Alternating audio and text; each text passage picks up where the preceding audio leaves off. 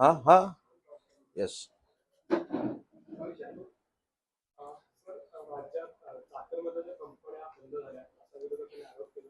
शरद पवार असतील, रोहित पवार असतील किंवा अगदी सुप्रिया सुळे यांनी देखील असं म्हटलेलं आहे की पक्ष फोडण्यामध्ये, पैसे गोळा करण्यामध्ये की जमीन विकत घेण्यामध्ये थेट उद्योगमंत्री सुरेश सामंत व्यस्त आहेत. या सगळ्यांना काय उत्तर असतं? मुख्यमंत्र्यांनी नाही, याच्यामध्ये सगळ्यात महत्त्वाचं ट्विट मी शरद पवार साहेबांचं वाचलं. बाकीचं ट्विट वाचावं असं मला वाटलं पण नाही. पहिली गोष्ट, शरद पवार साहेबांच्या ट्विटमध्ये जे जे काय आहे त्याला प्रतिसाद देण्यासाठीच आजची पत्रकार परिषद आहे. बाकी दोघांनी माझ्याबद्दल काय लिहिलंय, कुठची जमीन मी विकली, काय केलं, पुराव्यानिशी त्यांनी सिद्ध करावं, त्याच्याकडे मी दुर्लक्ष करतो. तो राजकीय भाग झाला. पण शरद पवार साहेबांनी ट्विटमध्ये काय म्हटलंय की याच्यामध्ये सरकारनं लक्ष घातलं पाहिजे. म्हणजे शरद पवार साहेबांचा देखील काही गैरसमज काही लोकांनी करून दिलेला आहे, त्याच्यामुळे कदाचित हा संभ्रम निर्माण झाला असेल. आणि दोघांच्या बाबतीत तुम्ही सांगितलं की ह्याने ट्विट केलं, त्याने ट्विट केलं, ते माझ्या दृष्टीनं पॉलिटिकल ट्विट आहे, बरोबर आहे. पण मी त्याच्यावर असं पण विचारू शकतो की जंतर मंतरवर तुम्ही विद्यार्थ्यांना सपोर्ट केला, मग झारखंडमध्ये का केला नाही, तर ते पॉलिटिकल आहे, ते आपण बाजूला ठेवू, बरोबर आहे. शरद पवार साहेबांचं जे ट्विट आहे त्याच्यामध्ये त्याला प्रतिसाद देत असताना राज्याचे मुख्यमंत्री देवेंद्रजींनी देखील ट्विटद्वारे एक उत्तर दिलेलं आहे. आणि या संपूर्ण 36,000 कंपन्या आणि चाकण या संदर्भातली वस्तुस्थिती महाराष्ट्रासमोर आणि देशासमोर ठेवलेली आहे. आता पहिली गोष्ट, काही लोकांनी कंपन्या ह्याचा अर्थ डायरेक्ट उद्योगधंदे असा लावू नये. त्या कुठच्या कंपन्या बंद झाल्या आहेत त्याची पण यादी आहे, कुठच्या सेक्टरमधल्या कंपन्या बंद झाल्यात त्याच्याकडनं घे. तर कुठच्या सेक्टरमधल्या कंपन्या बंद झाल्या आहेत, तर त्या सेक्टरमध्ये पहिलं जाऊन आपण अभ्यास केला पाहिजे. ॲग्रिकल्चर कंपन्या बंद झाल्या आहेत, कन्स्ट्रक्शन कंपन्या बंद झाल्या आहेत, ट्रान्सपोर्ट कंपन्या बंद झाल्या आहेत, मॅन्युफॅक्चरिंग मायनिंग कंपन्या बंद झाल्या आहेत, त्याच्यानंतर रिअल इस्टेटमधल्या कंपन्या बंद झाल्या आहेत. कंपनीज अधिनियम 213 अंतर्गत रजिस्टर्ड असलेल्या कंपन्या त्या बंद झाल्यात 5 वर्षामध्ये. पण याच्यामध्ये केंद्र सरकारची एक स्वच्छता मोहीम असते. जी कंपनी, उदाहरणार्थ एखादी कंपनी तुम्ही स्थापन केली पण ती चाललीच नाही, तर ती बंद करण्याचे अधिकार हे केंद्र शासनाला आहेत, राज्य शासनाला आहेत. अशा पद्धतीने तो स्वच्छता प्रक्रिया पूर्ण करण्यात आली आणि 5 वर्षामध्ये 36,211 कंपन्या बंद झाल्या असं आमच्या मंत्री महोदयांनी सांगितलं. पण कंपन्या बंद झाल्या म्हटल्यानंतर सकाळी पत्रकार परिषद सुरू झाली की हे म्हणजे उद्योगधंदे बंद झाले. आता याच्यातल्या काही कंपन्या त्यांच्या पण असतील बंद झालेल्या, ज्या उघडून ठेवलेल्या आहेत सरकारमध्ये असताना काहीतरी उद्योग करण्यासाठी, आणि त्याच्यामध्ये काही चलनच झालं नाही म्हणून त्या पण कंपन्या बंद झाल्या असतील, म्हणजे माझा अंदाज आहे.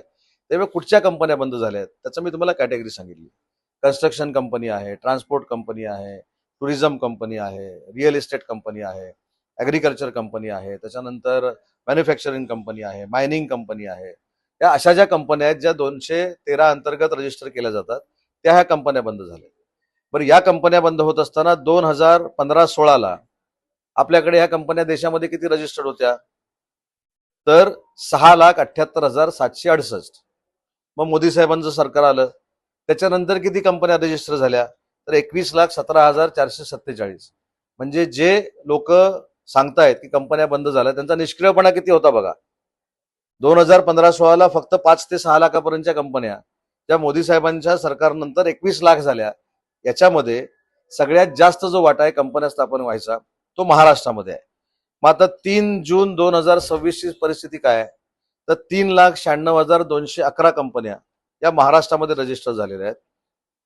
दिल्लीमध्ये 2,72,342 रजिस्टर झालेल्या आहेत आणि उत्तर प्रदेशमध्ये 1,85,982 कंपन्या रजिस्टर झालेल्या आहेत.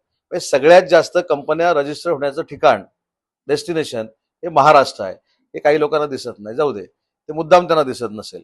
अजून एक महत्वाची गोष्ट आहे, बरं या कंपन्या ज्या बंद झाल्या आहेत या कंपन्या औद्योगिक क्षेत्रातल्या आहेत का, तर त्याच्यामधल्या काही औद्योगिक क्षेत्रातल्या मॅन्युफॅक्चरिंगच्या असू शकतात.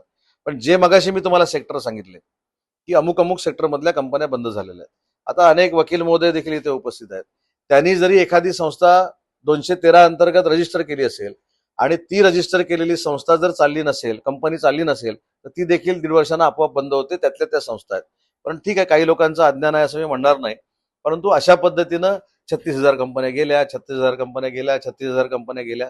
त्या कंपन्या कुठच्या गेल्यात, कदाचित रत्नागिरी जिल्ह्यातली देखील कुणीतरी काढलेली टुरिस्ट कंपनी असेल, कुणीतरी काढलेली रिअल इस्टेट कंपनी असेल, कुणीतरी काढलेली ट्रान्सपोर्ट कंपनी असेल, कुणीतरी काढलेली अजून कुठची 213 अंतर्गत संस्था असेल ही देखील बंद झालेली असू शकते.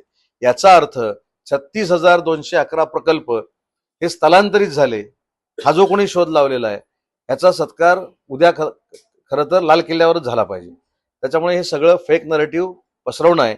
आणि अजून एक त्याच्यातली महत्वाची माहिती जी आपल्याला माहिती पाहिजे ती म्हणजे लॉक उघड उत्पादित कंपनी नव्हे.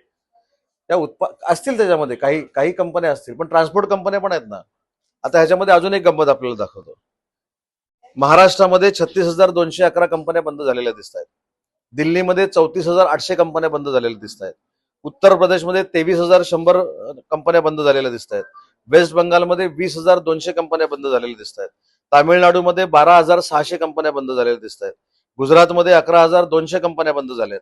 कर्नाटकमध्ये 11,000 कंपन्या बंद झाल्या आहेत.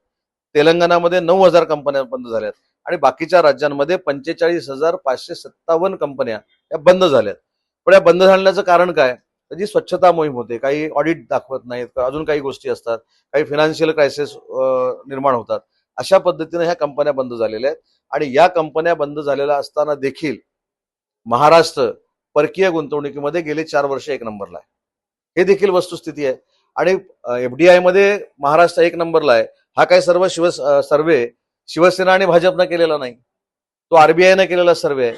त्याच्यामुळे फेक नरेटिव्ह सेट करणं हे अयोग्य आहे. उद्योग विभाग कसं काम करतोय हे महाराष्ट्रातल्या जनतेला माहिती आहे. आता थोडं येतो चाकणवर. चाकणच्या इंडस्ट्रीच्या पदाधिकाऱ्याशी बोलल्यानंतर त्यानं तिथनं काय उत्तर दिलंय हे तर सगळ्यांनी ऐकलेलं आहे. त्याच्यामुळे कोण पत्रकार परिषद घेऊन उद्योग विभागावर टीका करतो याच्यापेक्षा कुलकर्णी नामक चाकणच्या पदाधिकाऱ्यानं एमआयडीसी बद्दल काढलेले चांगले उद्गार ही आमची पोचपावती आहे. आणि चाकणच्या बाबतीत 16 तारखेला 4 वाजता मी स्वतः बैठक लावलेली आहे. मी स्वतः तिथे जातोय. तिथं त्यांना जे इन्फ्रास्ट्रक्चरसाठी काय पाहिजे किंवा अन्य जे काय पाहिजे त्या सगळ्या अधिकाऱ्यांना घेऊन मिटिंग घेतोय. काही लोकांनी, मी हे पवार साहेबांच्या बाबतीत बोलत नाही, पण काही लोकांनी नुसतं प्रेस कॉन्फरन्स घेण्यापेक्षा गडचिरोलीला गेलं पाहिजे. गडचिरोलीमध्ये कुठच्या कंपनीमध्ये काय गैरव्यवहार झालाय हे जाहीरपणे सांगायला पाहिजे. चाकणमध्ये उद्योगमंत्र्यांना काय केलंय जाहीरपणानं सांगायला पाहिजे. उगाच हवेत दगड मारून उपयोगाचं नाही. शरद पवार साहेबांनी जे ट्विट केलं त्याला प्रतिसाद देणं किंवा त्या शंकांचं निरसन करणं ही उद्योगमंत्री म्हणून माझी जबाबदारी आहे. बाकीच्या ट्विटना किंवा बाकीच्या सल्ला नक्की घेऊ, परंतु तो राजकीय आकसापोटी जर असेल तर त्याच्याकडे मी दुर्लक्ष करतो. रस्ते खराब असल्यामुळे जास्तीत जास्त कंपन्या घेतात. अगदी बरोबर आहे. चाकणचे 2 प्रकारचे रस्ते आहेत. एक एमआयडीसीच्या हद्दीतले रस्ते आहेत आणि एमआयडीसीच्या बाहेरच्या हद्दीतले रस्ते आहेत. त्याच्यामध्ये पीएमआरडी येतं, त्याच्यामध्ये सार्वजनिक बांधकाम विभाग येतं, त्याच्यामध्ये पिंपरी चिंचवड महानगरपालिका येते आणि एमआयडीसी येते.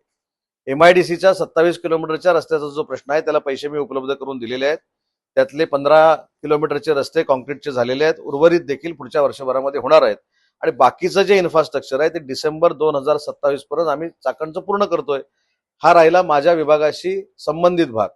पण बाकीच्या विभागांना घेऊन म्हणजे पीएमआरडी आयुक्त असेल, पिंपरी चिंचवड महानगरपालिका आयुक्त असतील, सार्वजनिक बांधकाम सीई असतील, माझ्या विभागाचे सीई असतील, आम्ही सगळे 16 तारखेला 4 वाजता चाकणच्या संदर्भामध्ये चाकणमध्येच बसणार आहोत.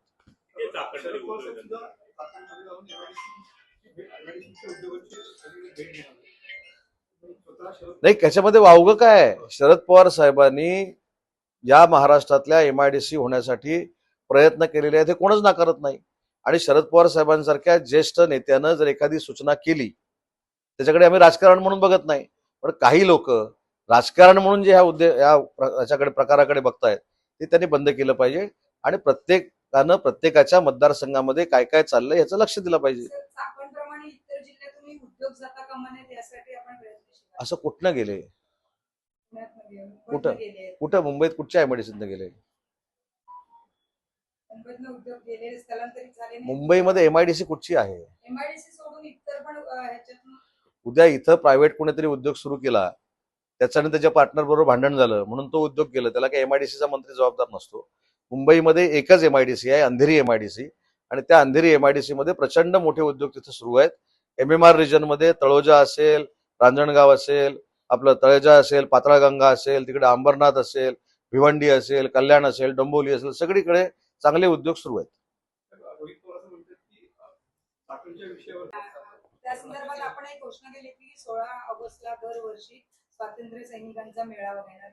नाही, 15 ऑगस्टला मी राज्याचा माजी सैनिक कल्याण राज्यमंत्री असताना 2013-2014 झेंडावंदन झाल्यानंतर माजी सैनिकांना देखील वंदन करावं, त्यांना देखील मानवंदना द्यावी म्हणून महाराष्ट्राच्या प्रत्येक जिल्ह्यामध्ये माजी सैनिकांचा मेळावा घेऊन त्या माजी सैनिकांच्या सत्काराचा कार्यक्रम मी आयोजित करायचो. 14 तारखेची आजची जी रॅली होती, ज्याला प्रचंड प्रतिसाद रत्नागिरीकरांनी दिला, हजारो लोक यामध्ये सामील झालेले होते. हे काही या वर्षापूर्वी केलेला हा इव्हेंट नाही किंवा हा रॅली नाही किंवा कोणाला उत्तर देण्यासाठी काढलेली ही रॅली नाही. तर आता दरवर्षी 14 तारखेला 10 वाजता मारुती मंदिर ते जयस्तंभ ही तिरंगा रॅली दरवर्षी आता रत्नागिरीमध्ये निघेल आणि 15 तारखेला झेंडावंदन झाल्यानंतर 10-10:30-11 वाजता माजी सैनिकांचा सत्काराचा सन्मानाचा कार्यक्रम देखील रत्नागिरीमध्ये होईल. आपल्या तालुक्यात सतकोंडीमध्ये भारतीय शिपयार्ड युनिट येतं. कालच मत्सरी मंत्री घोषणा काय नेमकी त्याची रस्ते खराब असल्यामुळे जास्तीत जास्त कंपन्या गेल्या. अगदी बरोबर आहे. चाकणचे 2 प्रकारचे रस्ते आहेत. एक MIDCच्या हद्दीतले रस्ते आहेत आणि MIDCच्या बाहेरच्या हद्दीतले रस्ते आहेत. त्याच्यामध्ये PMRD येतं, त्याच्यामध्ये सार्वजनिक बांधकाम विभाग येतो, त्याच्यामध्ये पिंपरी चिंचवड महानगरपालिका येते आणि MIDC येते. MIDCच्या 27 किलोमीटरच्या रस्त्याचा जो प्रश्न आहे त्याला पैसे मी उपलब्ध करून दिलेले आहेत. त्यातले 15 किलोमीटरचे रस्ते कॉन्क्रीटचे झालेले आहेत. उर्वरित देखील पुढच्या वर्षभरामध्ये होणार आहेत आणि बाकीचं जे इन्फ्रास्ट्रक्चर आहे ते डिसेंबर 2027 पर्यंत आम्ही चाकणचं पूर्ण करतोय.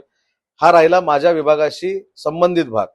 पण बाकीच्या विभागांना घेऊन म्हणजे PMRD आयुक्त असेल, पिंपरी चिंचवड महानगरपालिका आयुक्त असतील, सार्वजनिक बांधकाम CE असतील, माझ्या विभागाचे CE असतील, आम्ही सगळे 16 तारखेला 4 वाजता चाकणच्या संदर्भामध्ये चाकणमध्येच बसणार आहोत.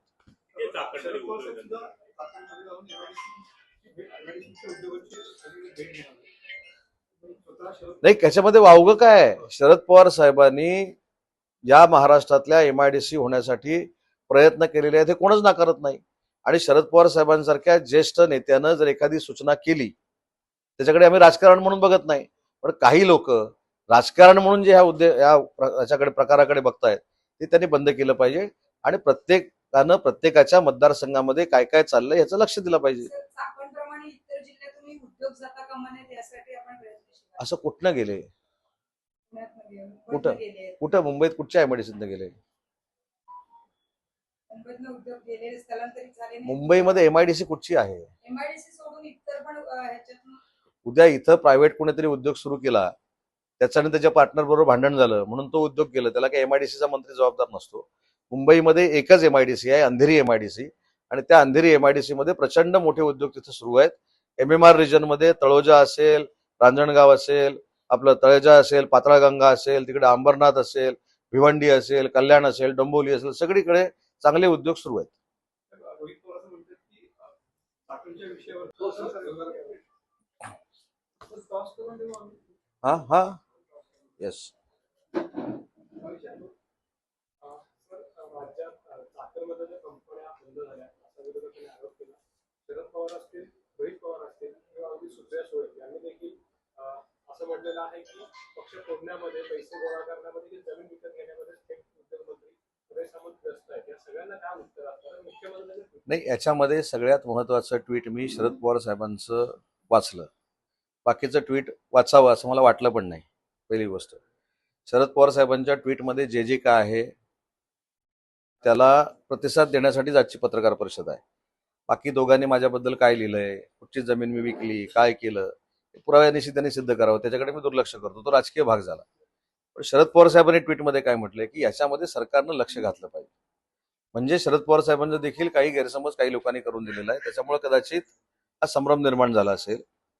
आणि दोघांच्या बाबतीत तुम्ही सांगितलं की ह्याने ट्विट केलं, त्याने ट्विट केलं, ते माझ्या दृष्टीनं पॉलिटिकल ट्विट आहे, बरोबर आहे. पण मी त्याच्यावर असं पण विचारू शकतो की जंतर मंतरवर तुम्ही विद्यार्थ्यांना सपोर्ट केला, मग झारखंडमध्ये का केला नाही? ते पॉलिटिकल आहे, ते आपण बाजूला ठेवू, बरोबर आहे. शरद पवार साहेबांचं जे ट्विट आहे त्याच्यामध्ये त्याला प्रतिसाद देत असताना राज्याचे मुख्यमंत्री देवेंद्रजींनी देखील ट्विटद्वारे एक उत्तर दिलेलं आहे.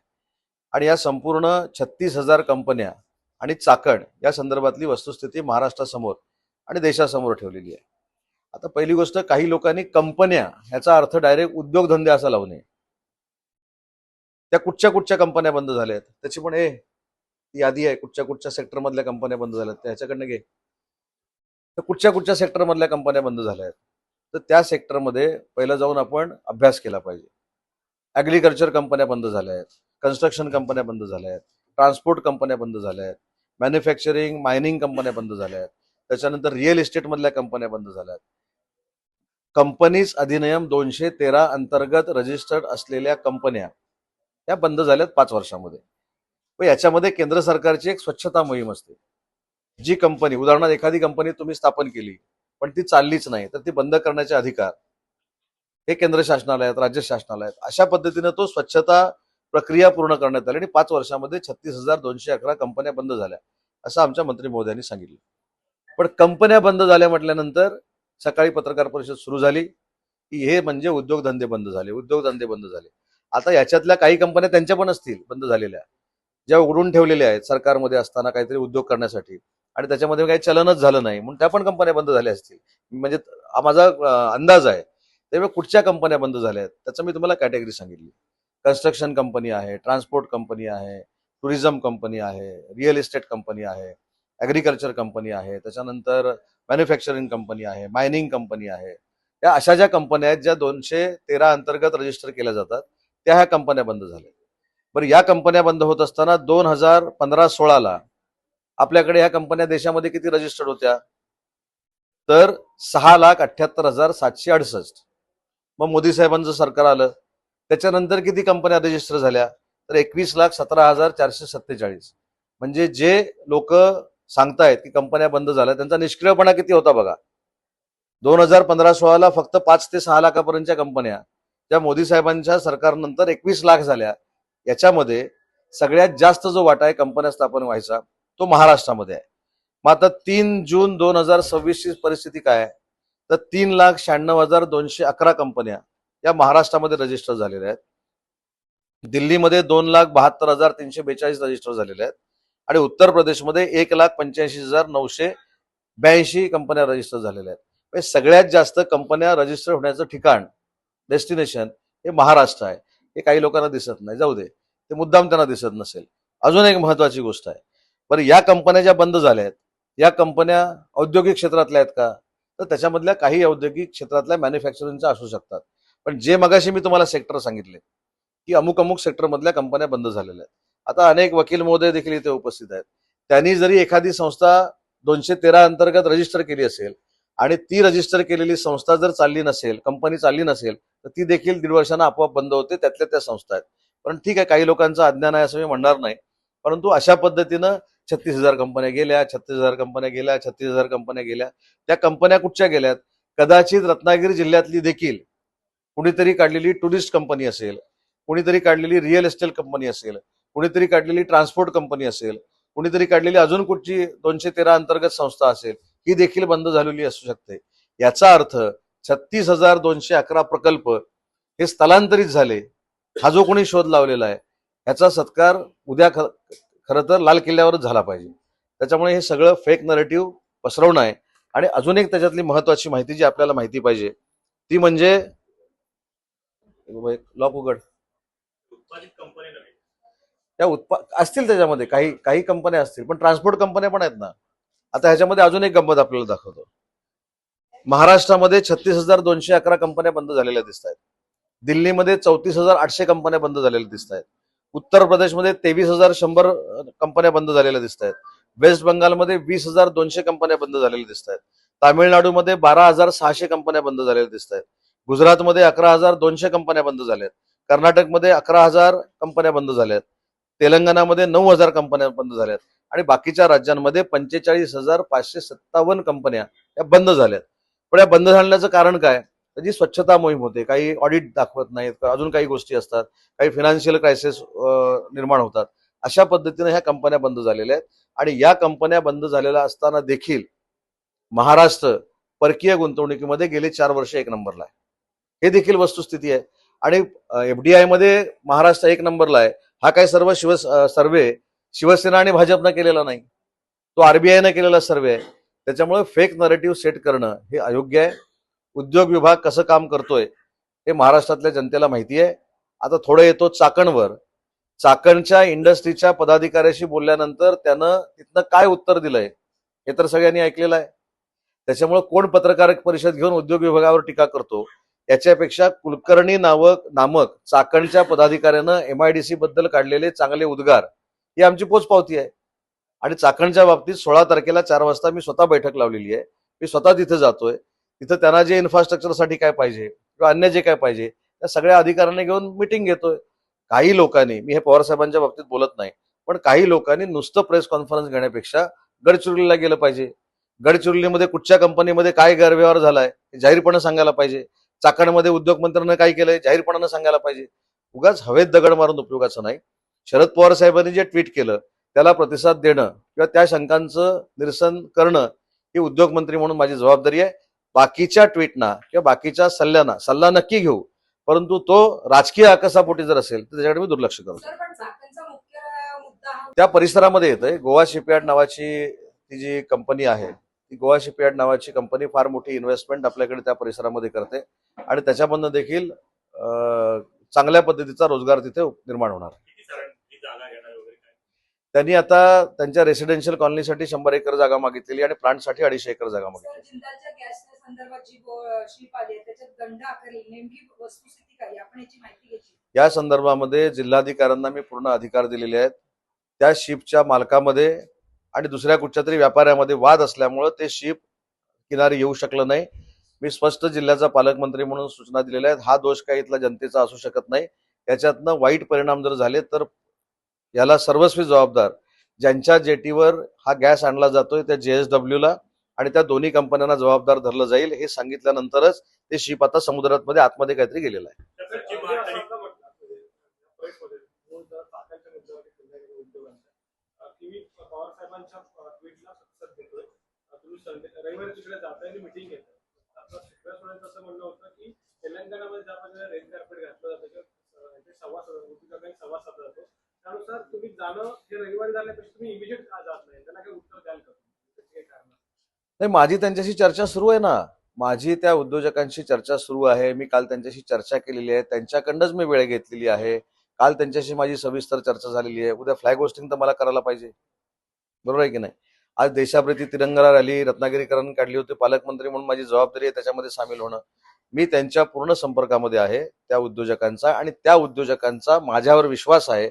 हे कालच्या व्हिडिओमधून तुम्ही बघितलेलं आहे. त्यामुळे त्यांच्याशी चर्चा करून त्यांचा वेळ घेऊन 16 तारखेला मी तिथे जातोय आणि त्यांना सगळ्या गोष्टीचा मार्ग काढून देतोय. नागपूरमधून गडचिरोली जाताना नेमकं काय झालं? सांगतो. जेनझी पुन्हा एकदा राजकारणातील महत्वाचा केंद्रबिंदू ठरलेला पाहायला मिळतंय. आता राज ठाकरे सुद्धा म्हणतात की या जेनझीवरती पूर्ण राजकीय गणित 2029 अवलंबून असते. भाजपने देखील इन्फ्लुएन्सर तयार करण्याची देखील सूचना वगैरे. नाही, एक महत्वाचा मुद्दा आहे की ज्या वयोगटामधला तरुण आणि तरुणी आता मतदान करणार आहेत त्यांच्या ज्या काय आशा अपेक्षा आहेत त्या पूर्ण करणं ही सरकारची जबाबदारी आहे. त्याच्यामुळं त्यांना कुठच्या गोष्टीमध्ये दोष देण्यापेक्षा त्यांच्या मनातली इच्छा काय आहे, त्यांच्या संकल्पना काय आहेत, त्यांना कशा पद्धतीनं तालुका घडवायचा आहे, जिल्हा घडवायचा आहे, राज्य घडवायचं आहे, देश घडवायचा आहे, हे त्यांच्याशी चर्चा करून आम्ही जर पुढे गेलो तर आमच्याबद्दलचा विश्वास देखील जनजींचा वाढणार आहे. पण हे सगळं करत असताना त्यांच्या जीवावर कोणी राजकारण करू नये. कारण बघा ना, विद्यार्थ्यांचं आंदोलन झालं. विद्यार्थ्यांचं आंदोलन झाल्यानंतर आम्ही असं सांगितलं की नरेंद्र मोदी साहेबांनी पुढाकार घेतला, त्याच्यामधनं मार्ग काढला, काही मंत्र्यांचा राजीनामा झाला, त्याच्यानंतर कायदा निर्माण झाला आणि आम्ही स्पष्ट सांगितलं की आमच्याकडे जे काही ती माहिती होती त्याच्या पद्धतीने केंद्र सरकारनं कारवाई केली. म्हणजे त्या आंदोलनाचा विषय आमच्यासाठी संपला. पण त्या आंदोलनामध्ये जे पक्ष मतदानात मागे राहिलेले आहेत ते घुसले. काँग्रेसचे नेते पंतप्रधान नरेंद्र मोदी साहेबांच्या घराच्या बाजूला जाऊन त्यांच्या घरामध्ये घुसण्याचा प्रयत्न केला. ठीक आहे, मला असं वाटतं की तो लोकशाहीतला एक भाग म्हणून केला. मग झारखंडमध्ये काँग्रेसचे नेते तिथल्या मुख्यमंत्र्यांच्या घरावर का गेले नाही, तिथं लाठीचार्ज का झाला. त्याच्यामुळे विद्यार्थ्यांच्या भावनांना हात घालून राजकारण करणं काही पक्षांनी थांबवलं पाहिजे आणि विद्यार्थ्यांच्या म्हणजे झेंझींच्या मनात जे आहे, ज्या संकल्पना आहेत, जी परिवर्तनाची आशा आहे ती पूर्ण करण्यासाठी सरकारनं काम केलं पाहिजे. परराष्ट्र धोरण कसं असतं हे सांगण्यासाठी राहुल गांधींनी काल संदीप दीक्षित यांची जी गाळभेट ज्या पद्धतीने घेतली त्यावरती राहुल गांधी